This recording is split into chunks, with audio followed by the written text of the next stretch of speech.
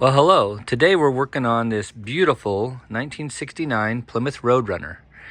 And later we'll be doing a complete walk around on this car. But for now, I just want to highlight one of the things I'm doing to it. It appears to be very shiny and ready for the indoor car shows. It's going to one in Salem and one in Spokane, Washington.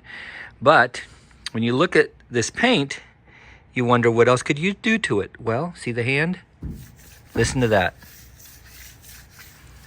This car is shiny and beautiful, but it needs to be clay barred desperately.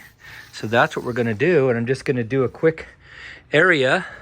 I'm gonna spray it down with some spray detailer, and I'm just gonna let you watch the progress and hear it. We're using the Adams detail spray and the Adams viscous clay bar. It leaves this imprint on there so that it's a little more aggressive that way. And I've had this car in here before, and it has a really good coat of Carnauba Americana wax on it, so this stuff ought to come off pretty easily. So when I'm clay barring, one of the things I do is use my thumb on the surface so I can actually feel the bumps. If you have a quiet area to work in, like right now in my garage, I can hear the tick-tick of the clay bar hitting those spots and going away.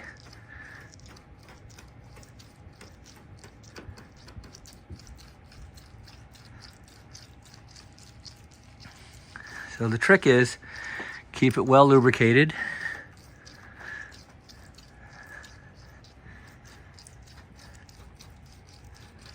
When it's really noisy, like you're outside doing it, there's a lot of noise in the background, it helps a lot to just have that thumb on the paint so you can feel the bumps and feel where there's a problem.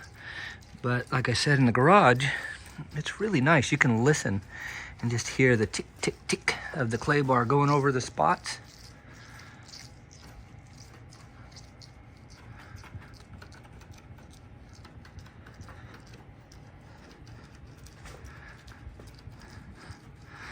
So doing this, people have asked me, so does that strip off the wax? If it's well lubricated and you're using a good detail product as your lubricant, it really doesn't strip off any wax. I always recommend to put a fresh coat on afterwards, just to add to that level of protection and shine. Even if it's a spray wax, Adams makes a spray wax that I really like.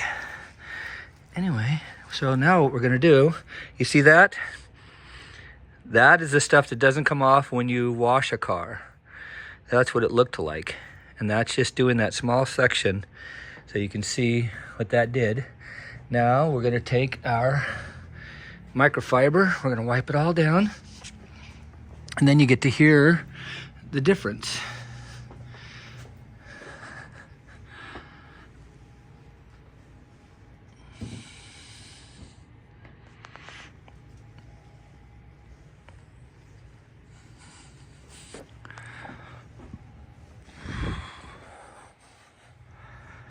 Pretty good workout too, especially when you're going to do a whole car like I am. I'll be out here all day. Then I usually go over it with one more just to get any residue off. I keep a really thick plush one for the last wipe, and then I use a thinner one for the primary wipe.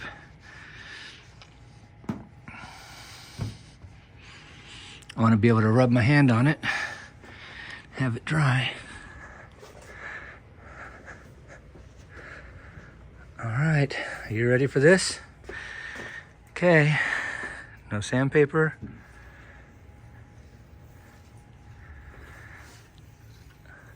So we're listening and we're feeling. We can hear there's still, and I can feel, there's still a couple it hasn't come off, so I'm going to do it again. But you get the idea of what's going on here. And if you want perfection, you don't stop until it's all gone. So what's left would probably come off with wax. So if you were going to wax it, it would take it off, but I'm just gonna go over it one more time and then I'll wax it. And I will be doing the entire car that way. It typically on the sides, it has some up here, nothing down here.